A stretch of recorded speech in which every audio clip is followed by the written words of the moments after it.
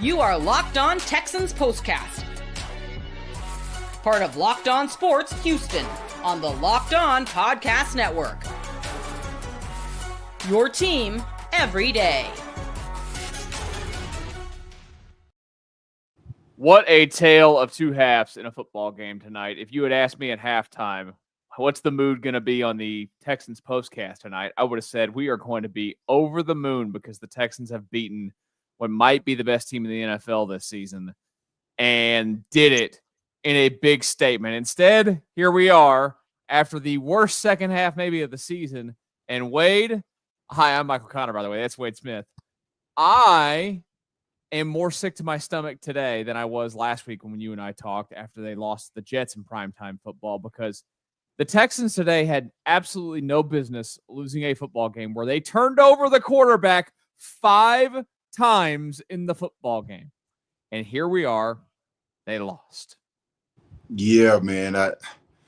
They put up a stat that said the last time a team was down by 15 points and threw 5 interceptions in the game, I believe it was in 1970. That was the last time a team was in that situation, came back and won the game. And, you know, in 1970, I did not exist. You did not exist. Nope. Probably, I don't know, probably about 60, 70% of the people that are watching this did not exist. It's a long, long time ago.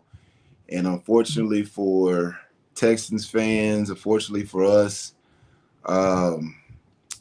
we're now part of history. And I tell you what, at halftime of the game, it's 23-7. You're feeling really good about things. The Texans forced 3 interceptions in the first half. The Texans forced 3 3-and-outs. There was 1 touchdown drive by the Detroit Lions, but that was a 2-play drive after an unfortunate interception. Like Lassiter gets the interception. You think it's going to be a touchback. He ends up, unfortunately, they call him down at the 1-yard line, so the Texans can't get out of that backed up situation, punt the ball away. Detroit gets a decent return, and then now from there, it's 1, play action pass, and they're inside the 5-yard line, and 3-yard run by Montgomery and touchdown Lions. But after the first half, you felt really good about what the Texans had did. You got to think about it. Going into the half, Detroit had the ball, tried to score a touchdown late in the half. The Texans stop them, force them to punt.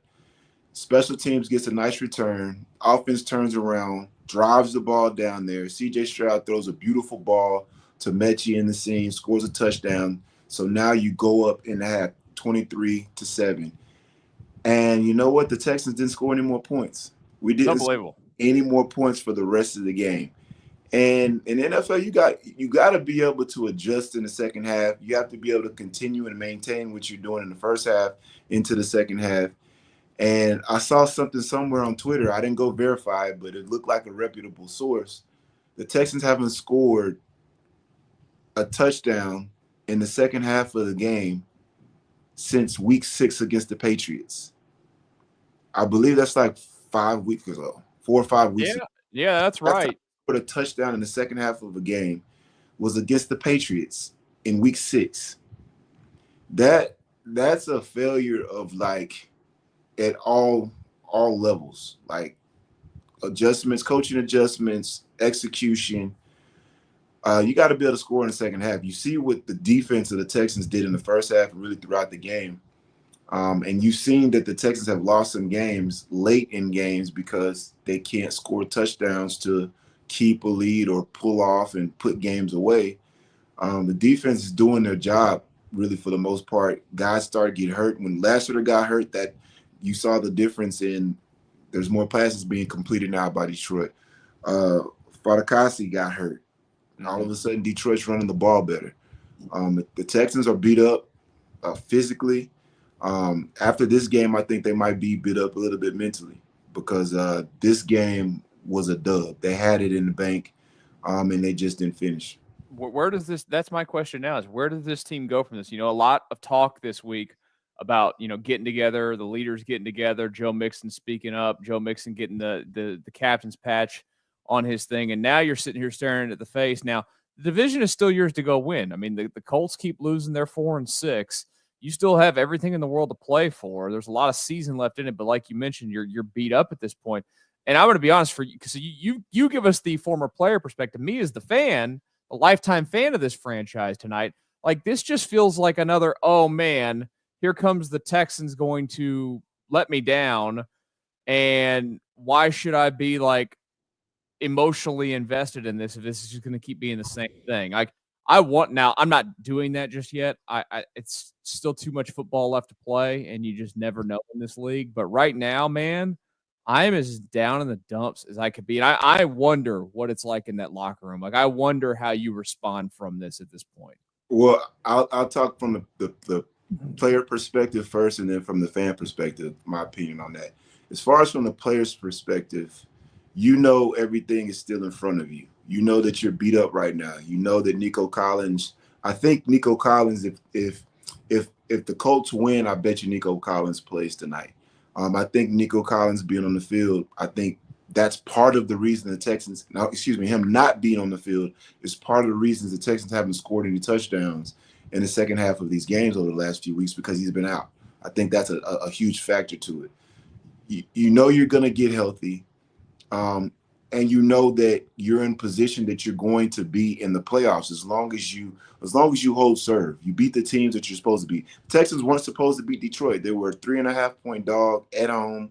They weren't supposed to win this game. That's part of the reason why we're so gut punched, so dejected, because you're up 23-7 against a team that is healthy and considered the best in the league, and you're picking on them, and you're playing at a very high level, and you don't finish the job, and then it just feels like the rug got pulled off from under you, because you really should have won the game against a team that you shouldn't have beat, quote unquote, and now it's an L. But as a player, you understand that everything is in front of you, and you have to play the next play. That's the thing about NFL players and champions and all of that type of thing. You have to be low key delusional to be successful at the highest of level. You have to be able to mess up royally, put that out your brain like it never happened, and play the next play. And as long as you're playing the next play and you're learning from mistakes and you're doing the things to get better, all the cliches you can throw out there. They're cliches, but they're true. They're true. But if you do those things, you give yourself a chance. If you start focusing on the fact that we blew this game, or we should have did this, or we could have had that, and you start thinking about those things, you start thinking about the mistakes that were made, then it will compound itself and things will go exponentially wrong. And so there's a lot of good things that happen in this game. Like you said before, that the fact that the Texans division is pretty much trash and everybody lost. Everybody in the division lost today. You thought you were going to get another game up on your opponents. It could be a blessing in disguise, the fact that you're still going to have to fight to win the division, because you get too big of a lead. Who knows what happens towards the end. You start getting out of whack because you're resting guys, whatever it may be. But that's the player's perspective. You got to play the next play. From the fan's perspective, the whole idea and the whole thing about being a fan, I don't know if you've seen the movie Parenthood. Mm-hmm. It's about those roller coasters, man. It's about those ups and downs. Remember at the end of the movie, at the beginning of Parenthood, his kid couldn't catch a pop-up to save his life. No. And at the end of the movie, he finally catches that pop-up to win the game. And Steve Martin is jumping up and down, acting all crazy. That's those highs. That's beating the team that people don't think that you're going to beat, making the play you don't think you're going to make. And then, then all of a sudden, you find out that, you're having your fourth kid and you didn't want to have a fourth kid. You've seen the movie. Yeah. There's ups and downs in life. And as a fan, there's ups and downs in fandom. And that's part of the journey. That's part of the enjoyment of having those things happen. That's why when the Astros finally won the World Series, there was a bunch of 40 and 50 and 60 and 70-year-old men bawling and crying their eyes out, because they had been there for those times before in the 90s when the Astros made it there and they got beat in the World Series. You know what I mean? Or was it the 2000s? I think it was the 2005. 05, yeah. Yeah, 2005, yeah. So, like, that's what makes it all worthwhile when they finally get over a hump. So, that's part of being a fan, man. And you're not going to get those highs if you don't go through the lows. And the Texans are not at a low overall, when you look at it, take a step back, big picture, they're not at a low. They're first place in the division. They played well in the first half of this game against the best, like the team that, in all likelihood, they're probably going to represent the NFC. They look like an NFC champion to me. Yeah. And you force Goff to look like the quarterback that got traded from LA. He looked like that guy tonight. He threw more interceptions tonight than he had all season. It's crazy. It's incredible. It's incredible. And guys were making plays. Like, pass rush was getting there, forcing interceptions. Once again, Bullock is making plays deep in the secondary. Lassiter has 2 picks. Like, it was a damn good ball. Jalen Petrie, I had my game. Listen, I have all my guys ready for my game balls ready. Yeah. And now I can't get them out because we didn't get the W. So, there's a lot more to talk about, but yeah, man, you got to live with the ups and downs as a fan. That's part of being a fan. Like, that's literally part of it. And when you get those highs, nobody can tell you nothing for the longest of times. Listen, I grew up and I'm still a Dallas Maverick fan. Nobody can tell me nothing about the Mavericks. In 2011, they won the NBA championship. I'm sure you're a Rocket fan. Yeah. 2011 was the only time that I'll ever get behind the Dallas Mavericks winning anything. You beat Miami. Knocked them out. Yeah, so nobody can tell me nothing about the Mavericks. Nobody can say anything about the Astros. If you're a fan, you're like, listen, I got that one. I got those 2. If you're an Astros fan, I got those 2 if you're a Rocket fan. So that's part of the deal. So if you're a Texans fan, hey, take this one on the chin. When you go to work tomorrow, tell the people that might be talking noise to you, we beat the spread and we're still first place in our division. And, next week, who do the Texans have next week?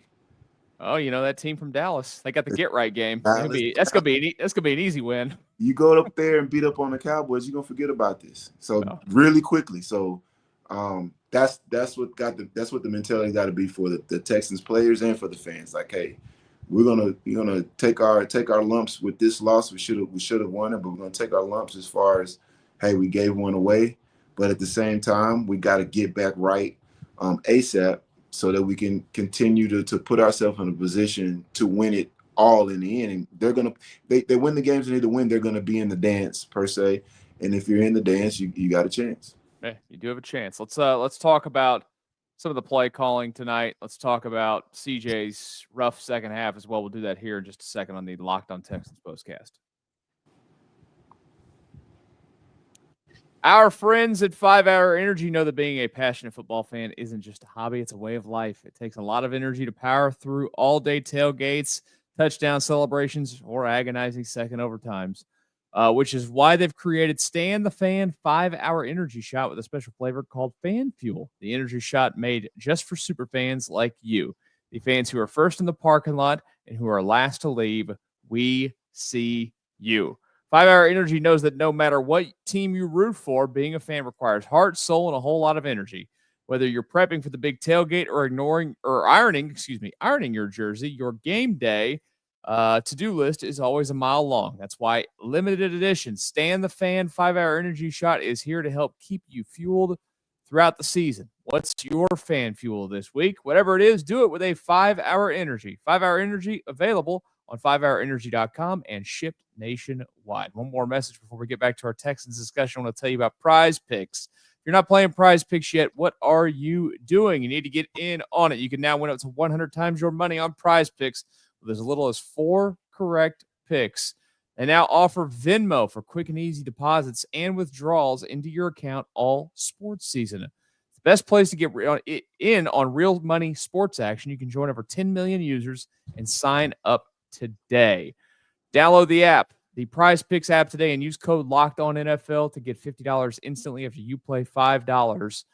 Your first $5 lineup. Again, that's downloading the app and using the code LOCKEDONNFL to get $50 instantly after you play your first $5 lineup.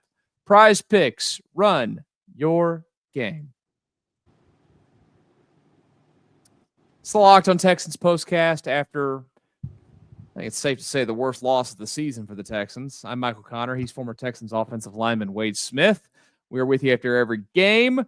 Unfortunately, we are on a run right now, Wade, where we're talking about losses because last week with the Jets. And I'm just dejected. Dejected feeling tonight. That's what, in part, I have to be up at 4:30 in the morning tomorrow, so that doesn't help. So it's like the double whammy. Yeah. I just don't feel good about it. Hey, the play calling tonight from Bobby Slowick.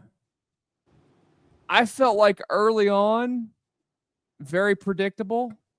When it came to running the ball, I know that you want to establish what you are and who you are with Joe Mixon. It was just like first and second down. Every time they went out, it's like hand the ball off, hand the ball off, hand the ball off. I know that they're down offensive linemen. I know that the offensive linesman, he's not in a perfect situation. I get that. But what did you think overall of Bobby Slowick's night tonight? And look, the second half, nobody should feel good about anything that they did. Yeah, I'll say this. It's interesting because going into the game, you have Bobby Slowick against Ben Johnson. Ben Johnson is the offensive coordinator for Detroit, another one of those wonder boy, wonder kid type offensive coordinators that a lot of people were looking towards getting head coaches jobs last year. He turned some down, just like Slowick turned down opportunities because he wanted to come back. And going into the game, people would say that, Ben Johnson's head and shoulders performing better than Bobby Slowick. But in that first half of the game, I'm watching the game and both of them are doing the exact same thing. They're running the ball on first down. They're play action on second down. It's drop back pass on third down. And they're getting stopped in the run, both of them. And the Texans were just doing a better job of turning over Detroit. So Ben Johnson didn't look like a good coordinator in that first half. Bobby Slowick just looked like he was, par for the course. In the second half, things got completely different. In the second half, Ben Johnson was dialing up screen plays to various guys, getting guys open on critical third downs. Amon-Ra St. Brown, critical third downs, getting them open on little zig routes against a linebacker in zone. The different screens that they got to Gibbs, the different plays where they're pulling Penny Sewell around the edge and he's doing work, and Gibbs and Montgomery are making long runs. It looked like night and day. Detroit found their footing after the first half, made their adjustments, took advantage of the fact that the Texans got a little injured, and then they made enough plays to win the game. In the second half, the Texans offense, they made plays here and there. There was an opportunity for a touchdown to Tank Dell that the ball was under. I think he almost was too open in the back of the end zone because CJ was making some big time throws on that drive. Dalton Schultz made a couple of big plays, like they were moving the ball, and you throw a corner route, and the safety just comes over there, picks it off. And it looked like CJ just wanted to make sure he got it there. There wasn't a lot of zip on the ball. It felt like he was late too, right? Yeah, it was. He had to. It was a bootleg play, so he couldn't throw it on the run because there was a defender right there in front of him. So he had to kind of pull up in order to make the throw. And I think he didn't want to pull up and throw it too hard, so he just kind of threw it up because Tank was so open. But that gave the safety enough time to get over there and make the pick.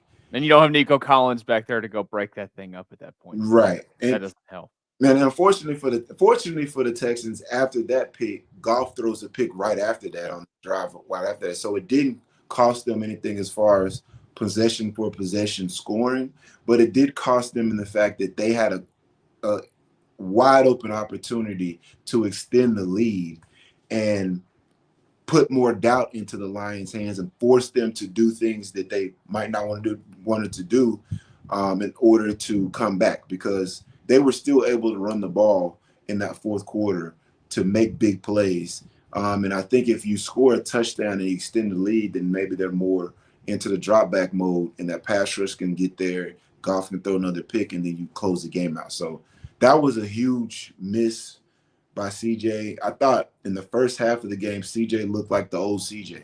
He looked like the guy who was very accurate. He's making great throws to the sideline. Shout out to Dalton Schultz, man. He probably had his best game of this season, I thought. And he had on the OG1s cleats that reminded me of the OG tight end for this organization, and not the OG, but the best OD? tight end organization, Owen Daniels, who used to rock those same shoes.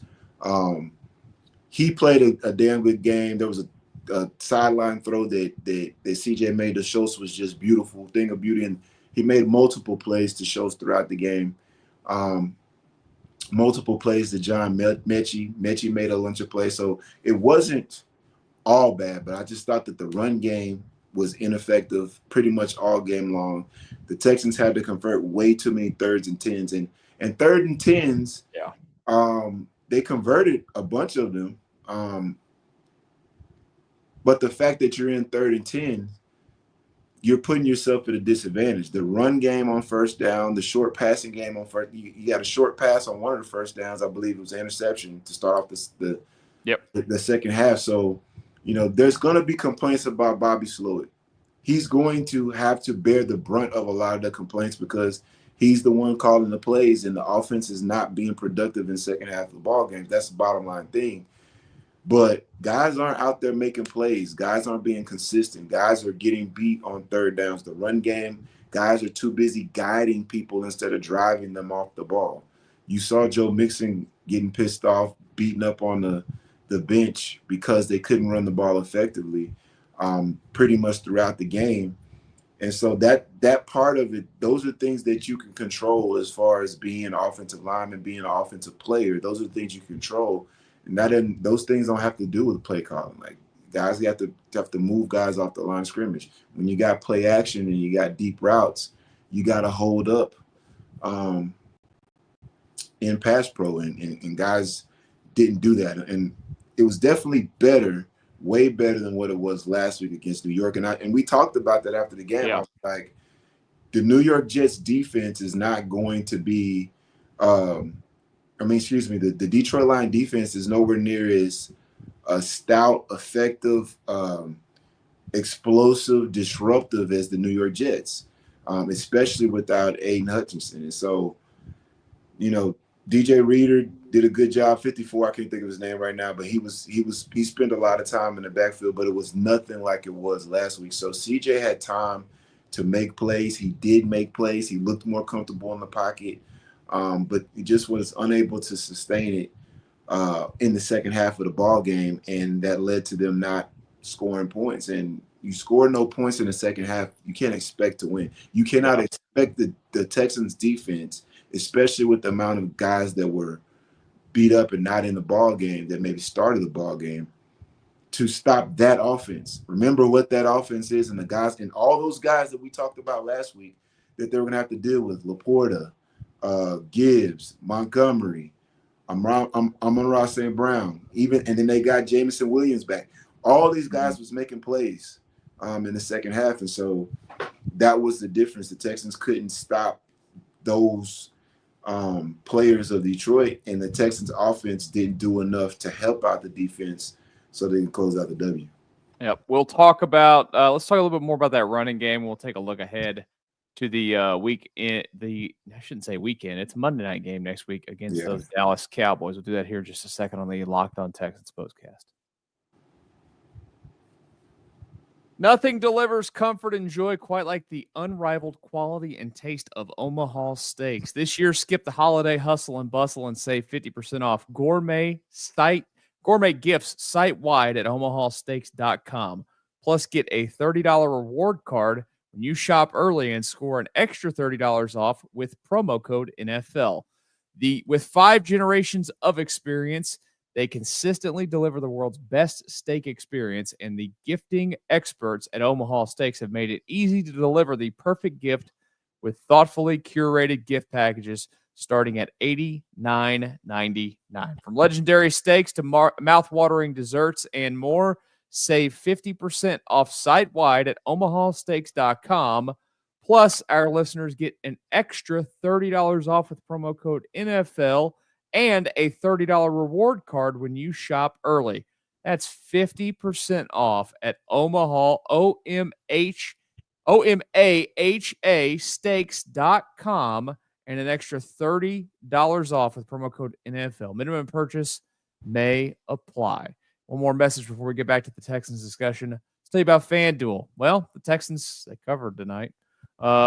Get ready to take on the NFL action with FanDuel, America's #1 sports book, because right now new customers get can bet $5 and get $150 in bonus bets if you win. FanDuel Sportsbook app gives you everything you need to place live bets on the NFL all in one place. So when you get a hunch in the middle of a game, you can check out the latest stats, view live play-by-play, and so much more on the same page where you place your bets. Just visit FanDuel.com to join today. You'll get started with $150 in bonus bets if you win your first $5 bet. That's FanDuel.com. Never waste a hunch and make every moment more with FanDuel, an official sportsbook partner of the NFL.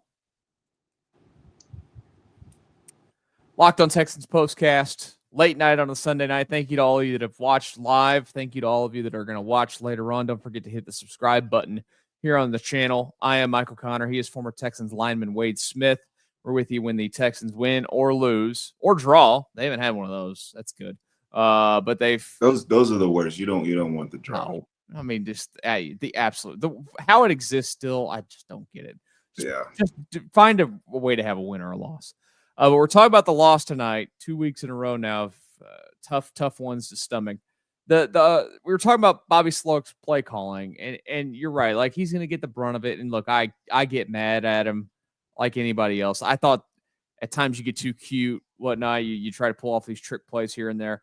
I think the biggest complaint that I have walking away from it, and I know that you can never go away from it, they handed the ball to Joe Mixon 25 times tonight, and nothing ever changed.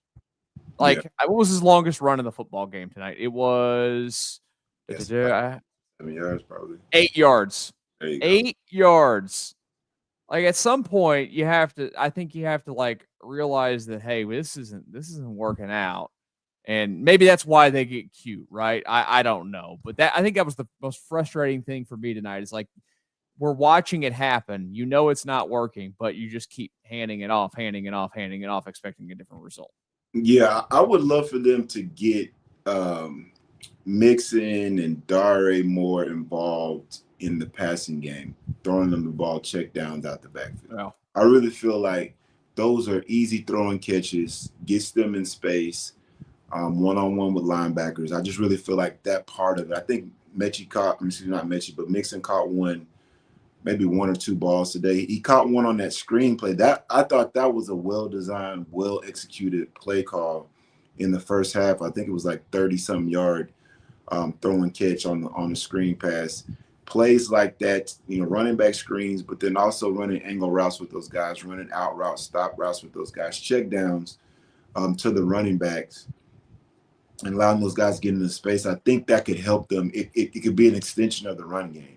The Texans right now, what I'm seeing out of them is they're going to have to be a team that's throwing to open up the run as opposed to running to open up the throwing. And you're throwing short passes that are considered handoffs, long handoffs to do that type of thing. I really feel like that needs to be the MO going forward, at least for the next few weeks.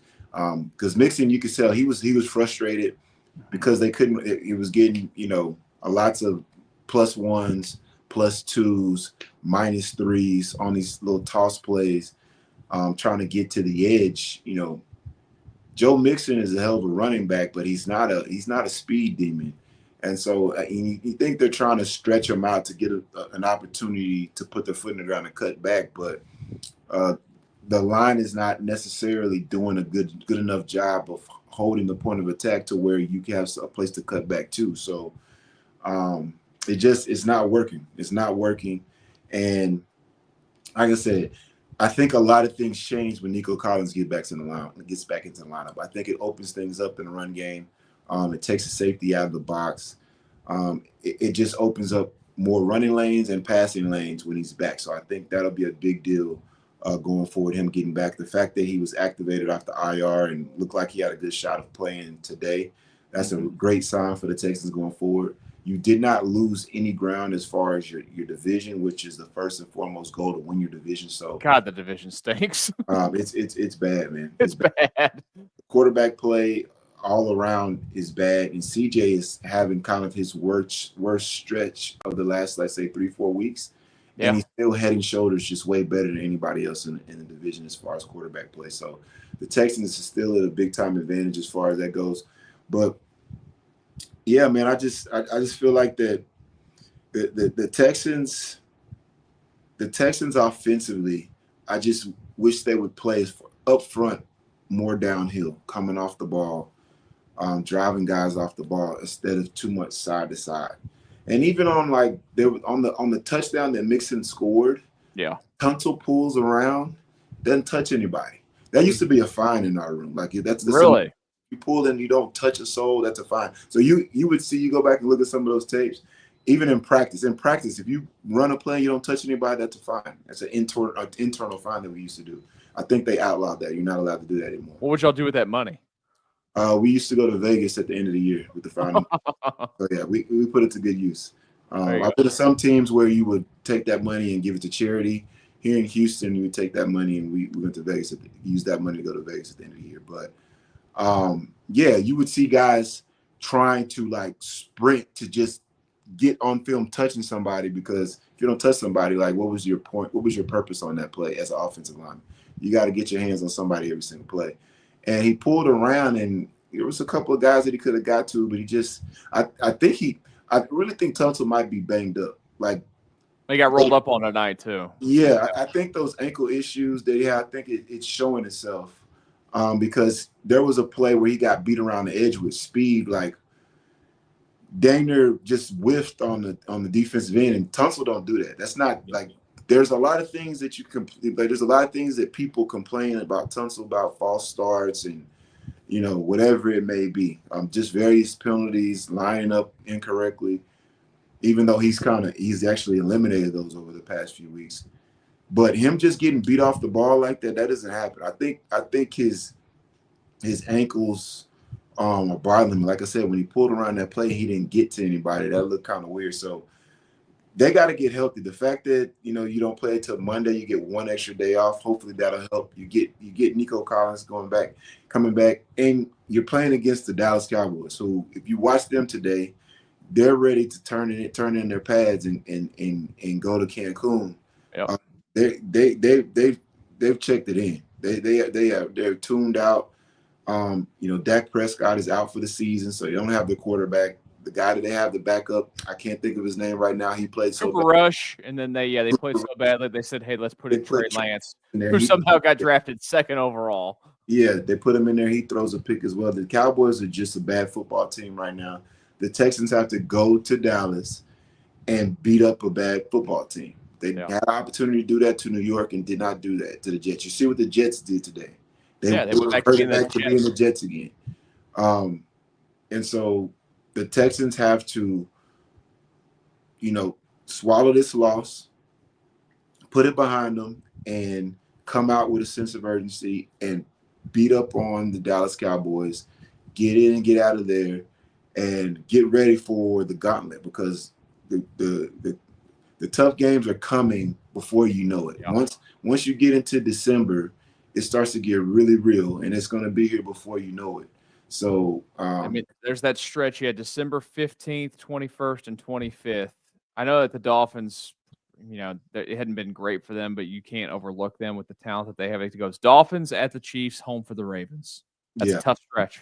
That's a tough stretch. And those teams are going to be playing to try to win those games. No, I don't think anything will be clinched by them, especially with the AFC North. The Ravens are going to need that win. They're going to want to try to win the division.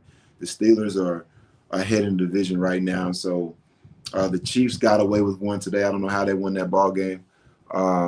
They look like they're going to be head and shoulders the number one seed in the AFC.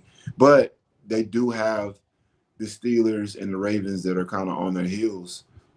They're within range. They're not completely out of catching the Chiefs. The Chiefs are going to have to lose a few ball games, but regardless, they're going to be coming down here figuring out trying a way to win. And so the Texans need to bank some of these wins now. I believe they have Dallas, and then who is it after that? I think is it Jacksonville or somebody like that? Somebody that's a couple. They got Dallas, Titans, Jacksonville. Then they play those three. I mentioned the three in a row. Dallas, Jacksonville, Dallas, Titans, Jacksonville, 3 in a row. Those are 3. You should be at 9 wins. Yeah. After that stretch, and then you have one more game at the end of the season against the Titans. Right. It's like default, you're a 10-win team, but right. The way that they started the season, you want to be greedy here. And Yeah. having a loss tonight that you should have, had a win, you were thinking like 11, 12, maybe even pushing 13 wins earlier this year. That's not happening now. Yeah, the big thing is they need to just figure out a way. They need to play the game the right way. Defensively, they're playing the game the right way. They're being physical. Jalen Petrie made play after play, hit after hit. Aziz balling. Lassiter balling. Stingley made a big time play. Almost made a Willie Mays interception there. The defense is doing their part. The D-line is getting after people. It didn't translate with the sacks, but they forced an interception. They forced Goff into 5 picks in the game. They're doing their thing offensively, and special teams, I thought, played well tonight too. Now, we didn't mention the fact that the Texans missed a 54 or 56-yard field goal. 56, yeah. Snap was a little high. Kaimi pulls it. It was tailor made for a situation where Kaimi was going to be AFC player, special teams player of the week again. And you got to quit. They got to quit putting it on him every week. Like, right. You got to quit putting him in that situation. What did you think about the change of putting Juice at left guard and Patterson at center? What did you think about that? I mean, I don't have a problem with changing it up. I mean, when it's not working, right? When you're getting, like I was talking about with the running game earlier, when you have bad results at one spot versus the other, I have no issue with changing it up. Now, you tell me with your expert eye of playing that position, did you see a difference in the performance? What I saw out of Juice was he was more solid in pass protection. Okay. I think in the run game, it was too much guiding guys, and you weren't getting push at the point of attack. And I think that was part of the reason why it was difficult for them to run the ball. I think Patterson at center, I just think Juice is a better center than Patterson. And so I would have rather them keep Juice at center and just plug Patterson in at guard. Because now you're just changing one spot instead of two. And it's Patterson is a center, so I can understand the thought process behind doing that way. But any way you slice it, if you're Bobby Slowick, you are dealing with a difficult task because this offense is not built to have offensive line play that is not a downhill, come off the ball, move people type of thing. There's too many guys that I feel like are just reaching guys and position blocking guys. And there's certain plays that you're supposed to position block within this offense. There is a time and place for that, but there's not enough time when they're running outside zone where they're not punching a hole in the defense and cutting it off on the backside so that there's cutback lanes. You're not seeing that. Like, I'm not seeing guys on the backside. I'm not seeing the defense getting cut in half to where you stretch it on the front side and then you cut it off on the backside, and now you have multiple running lanes. It's not happening. And that's what this scheme is built off of. So now you're seeing them trying to come up with like almost gadget runs to try to trick people into getting running plays. That one where they double toss or whatever. Reverse, the little goofy play. Some of the handoffs that they were doing to Mixon where it's like you can tell they're just trying to figure out ways to create running lanes because their base runs that they called, they're not creating those lanes with the base runs and that cost that are being called the outside run plays, running 18 and 19. That type of stuff is not working. And so in this offense, when that's not working, it's tough now. It's tough. Yeah. But you see what happened with Detroit early in the ball game, and because it's the exact same offense. Early in the ball game, Detroit couldn't run the ball, and guess what? They scored 7 points in the first half, and they were struggling. The second half of the ball game, I believe they had like almost 100 yards rushing in the second half. First half, I think they had like 20-some yards. In the second half, I think they had 100 yards rushing. They ended with 105, so it was close. So they probably had 80-something in the second half, 20-something in the first half. But, like, that's the difference. All of a sudden, now they're running the ball well. They're scoring points. They're scoring touchdowns. And so that's how this offense works. When you look at the 49ers, if they're not running the ball well, then they're not going to be effective offensively. All of these teams that run that scheme. And so, and because it feels like the majority of the league now is running that.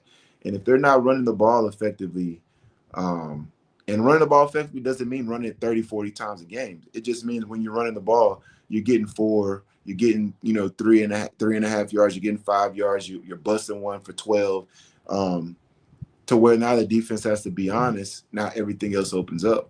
The Texans aren't doing that right now, and it's translating to them not being able to score points. Because remember, they scored 23 points in the first half, but a lot of that was set up by the defense. The defense was causing turnovers and giving them great field position. And so the Texans were doing a good job of cashing in some respects. In other respects, they were kicking field goals. But, you cannot do that on a consistent basis and expect to beat Super Bowl contending teams. And that's what happened tonight. We'll leave you with one final note on this game tonight. Jared Goff became the 9th quarterback in NFL history to throw 5 interceptions, in a game and win. Last time it happened was 2012. You want to take a quick stab at it? 2012, 5 interceptions. A former MVP. So I would have said Aaron Rodgers, but he didn't throw a lot of picks back then. That would be correct. It was not him. I'm gonna say it was Peyton Manning. No, it was Matt Ryan. Matt Ryan. Okay. Matt Ryan was the last to do it. He did it in 2012. Tony Romo did it in 2007.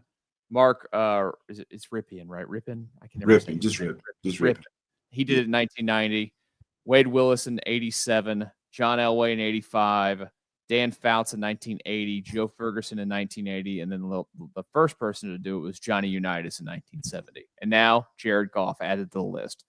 Quarterbacks that throw 5 interceptions in a game are now 9 and 117 all time. Wow. So I wonder, does that get put in the NFL Hall of Fame?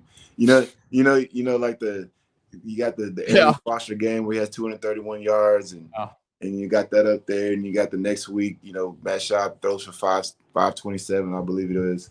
And or something like that. Maybe the 527 was the Jacksonville game. It was tied with Warren Moon's number, wasn't it? Something like that. But they put those great accomplishment games in the NFL Hall of Fame just right after the game. I wonder if they'll do that for this on the opposite side of it. But the Cowboys are up next. Texans go out there and beat up on the Cowboys. A lot of things are going to feel better around here when that happens. So Texans got a get-right game. They got 3 get-right games in a row. Get healthy, get right, get back on the winning track, get yourself feeling positive and confident about yourself going into, I guess it'll be those 3 and then the Dolphins after that.